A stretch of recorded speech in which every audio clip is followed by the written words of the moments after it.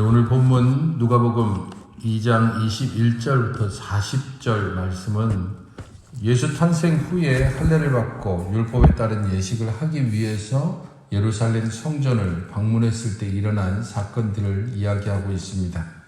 특별히 여기서 그리스도를 만날 것을 예언받은 시므온과 그 예언을 받지는 못했지만 경건하게 메시아를 기다리고 있던 안나가 예수님을 만나는 그러한 장면이 오늘 본문에 기록되어져 있습니다.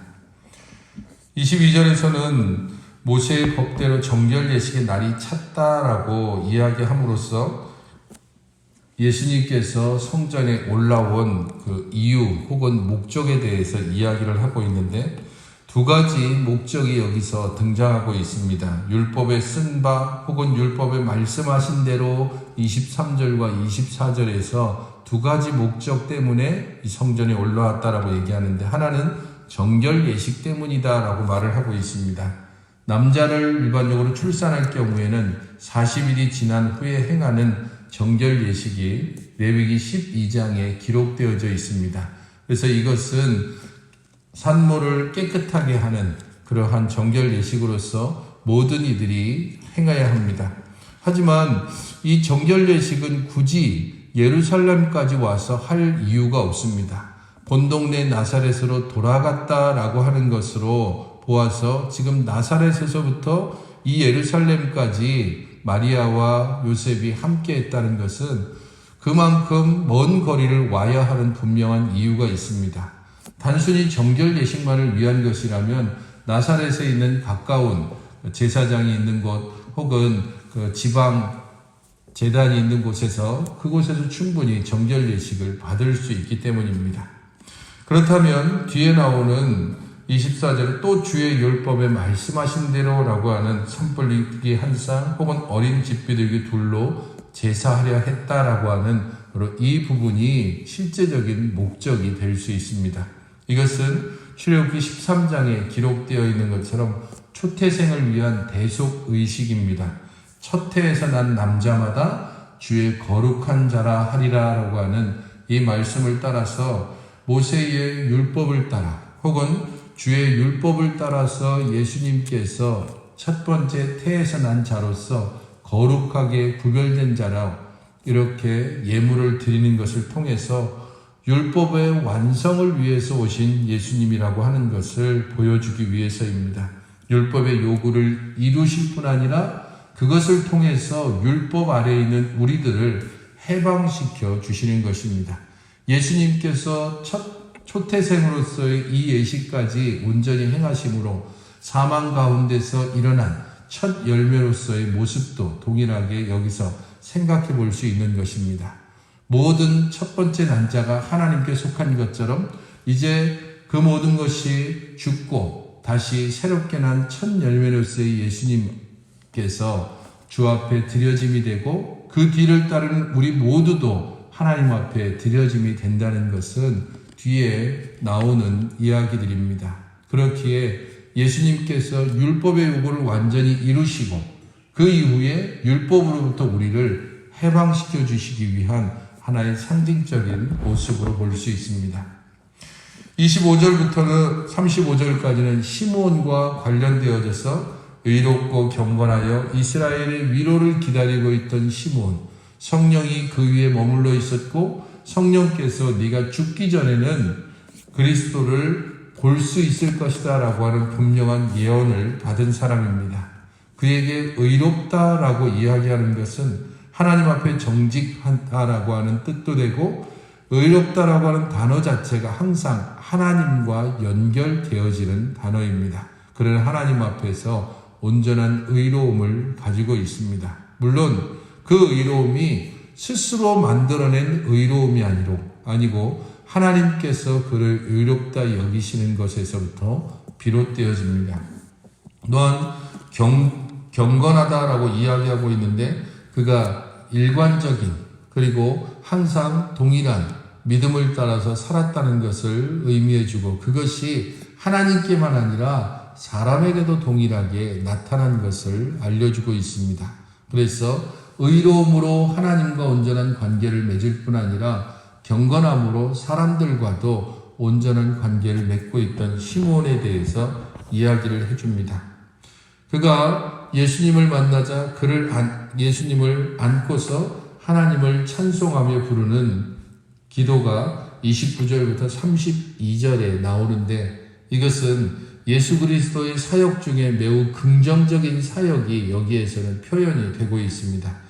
만민 앞에 예비하신 것이다 라는 것을 통하여서 모든 사람들을 위한 하나님의 사랑이 이 악이 곧 예수 그리스도를 통해서 나타났다는 것을 보여주고, 이방을 비추는 빛이라고 하는 것을 통해서 이것이 작게 보아서는 유대 사회 내에서 소외된 자들, 그리고 하나님의 관심 밖에 있다고 그 당시에 지도자들이 생각하고 있는 모든 사람들에게도 바로 이 아기의 빛이 비친다는 것을 보여준다면, 보다 적극적으로 이것을 해석할 때에는 모든 이방, 곧 유대인을 벗어난 모든 사람을 비추는 빛이 되었다는 것이 또한 두 번째 예수님의 사역과 연결됩니다. 주의 백성 이스라엘의 영광이라고 또한 이야기하고 있는데, 이것은 택한 자들에 대한 하나님의 사역을 말을 해줍니다. 이스라엘이 가장 먼저 그리스도의 사역의 대상이 되어지고 그 이후에 이방으로 나아갑니다. 그러므로 예수님의 이 사역을 통하여서 이스라엘이 먼저 돌아와야 하고 그 다음에 이방이 돌아오게 됩니다. 하지만 이스라엘이 그것을 거부했기 때문에 이방인에게 복음이 전해졌다고 사도 바울은 분명하게 선포하고 있는 것입니다. 이 말씀이 시몬을 통해서 전파되자 그의 부모들이 놀랐고, 시몬은 다시 한번 그 그리스도의 사역에 대해서 34절과 35절에 이야기하고 있는데, 이 34절과 35절은 그리스도의 사역 중에 부정적인 사역이라고 볼 수 있습니다. 곧 이스라엘 중에 많은 사람을 패하거나 흥하게 하기 위한 것이다. 그리스도를 믿는 믿음을 통하여서 어떤 사람들은 세워지지만 어떤 사람들은 넘어질 수 있다는 것입니다. 복음을 받아들이는 자도 있고 복음을 거부하는 자도 분명히 있습니다. 또한 비방을 받는 표적이 되기 위해서 세움을 받았다라고 이야기함으로써 그리스도의 진리의 말씀이 선포될 때에 대적하는 자, 방해자가 분명히 세워질 수 있다는 사실에 대해서 말을 해줍니다. 복음은 언제든지 수용되는 것이 아니라 거부될 수도 있고 수용될 수도 있습니다. 그러므로 복음을 전하는 자가 그 결과를 예상하고 이것을 할지 말지를 결정할 이유가 없는 것입니다. 복음은 선포되어지는 것이고 그것이 거부되거나 혹은 수용되거나 여부와는 상관없이 전도자는 이 일들을 온전히 감당해야 하고 그것이 이미 예견되어진 일입니다.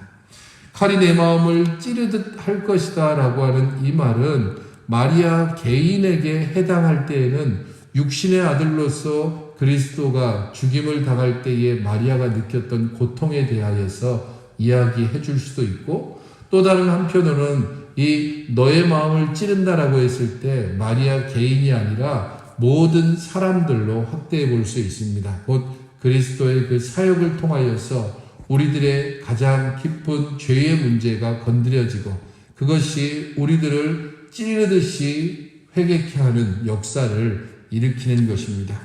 여러 사람의 마음의 생각을 드러내려 한다라고 하는 것은 우리 안에 있는 죄와 악함이 그의 사역을 통해서 분명하게 드러나지고 바로 그것이 또한 칼로 찌르는 듯한 회개의 모습을 통해서 나타나지는 것입니다. 36절부터 38절까지는 안나와 관계되어지는 내용입니다. 안나의 나이에 대해서 이야기할 때에 과부가 되고 84세가 되었다라고 했을 때 학자들 사이에 결국은 두 가지로 나눌 수 있습니다. 안나의 이때 나이가 84세라는 뜻도 되고, 안나가 결혼하고 그리고 과부가 되고 그 이후로부터 84년이 지났다라고 했을 때에는 100살이 훨씬 넘게 되는 것입니다. 어쨌든 안나의 나이가 상관없이 상당히 많은 나이, 일반적인 그 당시에 평균 수명으로 봤을 때에 훨씬 많은 그 시간이 지났다는 것을 알 수 있습니다. 그런 안나가 예수님을 보고 이스라엘의 예루살렘의 속량을 바라는 모든 사람들에게 예수님에 대해서 이야기했다는 것은 안나가 예루살렘의 속량을 바라는 사람의 상징적인 인물로서 제시가 되어지는 것입니다.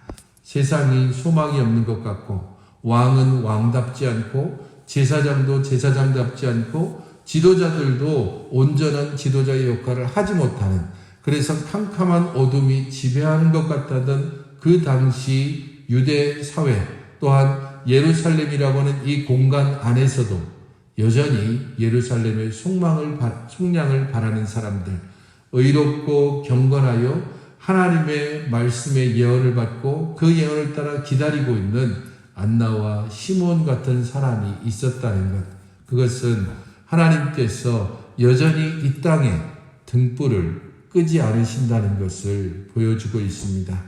우리 주께서 이 땅에 오심으로 그 등불을 횃불로 바꾸시고 이 횃불을 완전히 밝은 태양빛으로 비추어 주십니다. 생명의 빛으로 이 땅에 오셔서 모든 죽은 것들을 살리시고 모든 어두움들을 몰아내심으로 이 땅에 참된 생명과 구원의 빛을 비춰주시는 것입니다. 바로 그 빛을 시몬과 안나가 예루살렘의 마리아의 품에서 안겨 들어온 아기 예수를 통하여서 보았고, 그보다 더 분명하고 확실하게 우리는 그리스도의 사역이 기록되어진 성경 말씀을 통해서 날마다 볼 수 있는 것입니다. 그러므로 시몬이 불렀던 찬양, 안나가 불렀던 그 가슴 벅찬 노래를 우리는 이미 부르고 있고 반드시 부를 수 있는 것입니다. 우리 안에서 이런 찬양과 기쁨으로 주의 복음의 말씀을 온전히 전하며 그 뜻 가운데 살아가는 복된 하루가 되시기를 바랍니다. 기도하실 때에 그리스도를 통해서 우리에게 전해진 놀라운 은혜와 사랑을 늘 찬양하며 전하게 해달라고 기도하시고, 우리의 현실에 대해서 비관하지 않고 오히려 소망을 가지고 바로 내가 세상의 빛이라는 사실을 잊지 아니하고 복음의 빛으로 생명의 빛이신 그리스도를 온전히 전하게 해달라고 기도하시기 바랍니다.